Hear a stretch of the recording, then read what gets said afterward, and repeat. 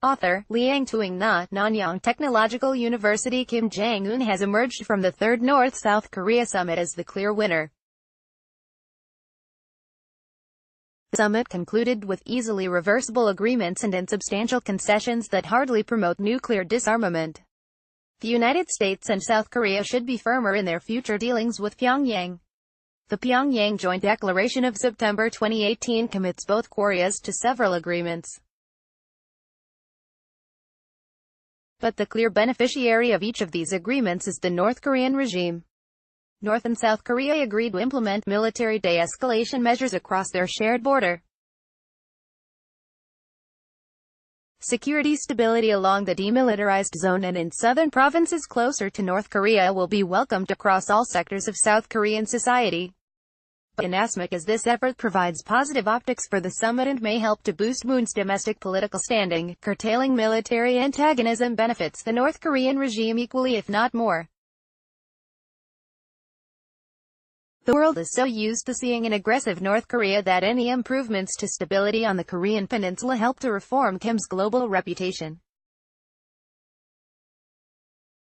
Moon and Kim also agreed to implement permanent measures to reunite families separated by the 1950-53 Korean War and to further cultural, social and sporting exchanges between the two Koreas.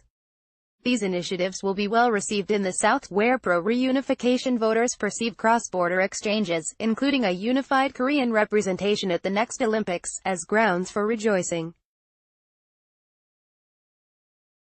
But it should be noted that there is minimal cost to Pyongyang in agreeing to more family reunions, civil exchanges or joint sporting participation.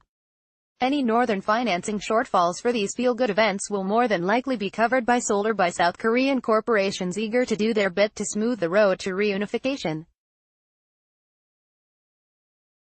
These cross-border initiatives also help to alleviate North Korea's isolation without it ever giving up a single warhead or missile.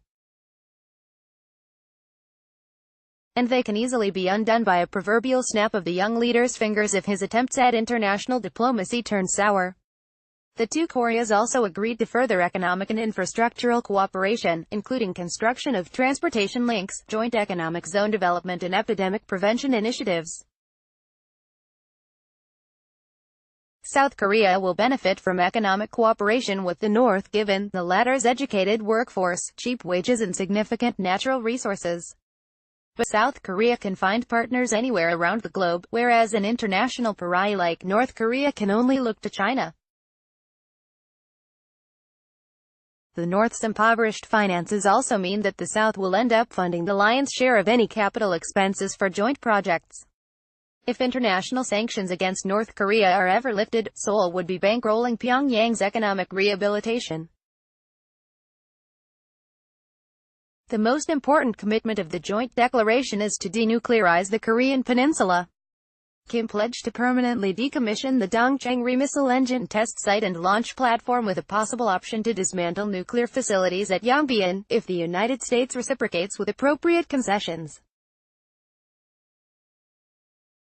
But the same commitment to denuclearization was included in the Trump-Kim joint statement signed in June, yet no subsequent progress on this point was achieved because North Korea and the United States disagree, and still do, on how and when denuclearization is to be achieved. Unless both sides can reach a mutual agreement on the details of Pyongyang's denuclearization responsibilities, progress will remain elusive. Similarly, the third Moon-Kim summit does not hold the Kim regime to any concrete nuclear disarmament. The dismantlement of the Dongchang missile test site is purely symbolic and will still leave Pyongyang free to build another test site, or even test-fire a missile by other means. Even if the United States makes a valuable concession to North Korea and the latter demolishes its nuclear manufacturing facilities at Yongbyon, North Korea would remain in possession of an unknown number of nuclear warheads and the capability to manufacture missiles to deliver these warheads to overseas targets. In other words, these measures allow the preservation of Kim's nuclear arsenal while giving the impression that he is making progress on denuclearization. This all works in the favor of Kim's Pyongyang ideology of nuclear arms retention and economic prosperity.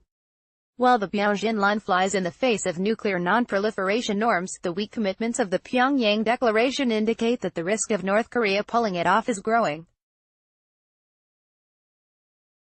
Washington can take action by accepting the South's invitation to visit Seoul for the 4th North-South Summit this year.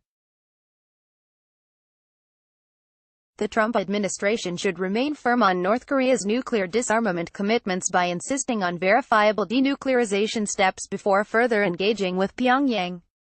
The United States could also exert pressure at the United Nations Security Council and through bilateral diplomacy to reinforce or refresh sanctions enforcement.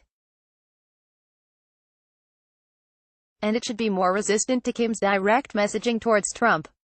Kim can say whatever he wants, but Trump needs to be reminded that talk is cheap and only nuclear arms relinquishment can bring about normalized Washington-Pyongyang relations. Liang Tuang Nah is Research Fellow at the Military Studies Program, Institute of Defense and Strategic Studies, S. Rajaratnam School of International Studies, RSIS, Nanyang Technological University. A version of this article originally first appeared here on Asia Dialogue. Tweet share 0 Reddit 1 Pocket LinkedIn 0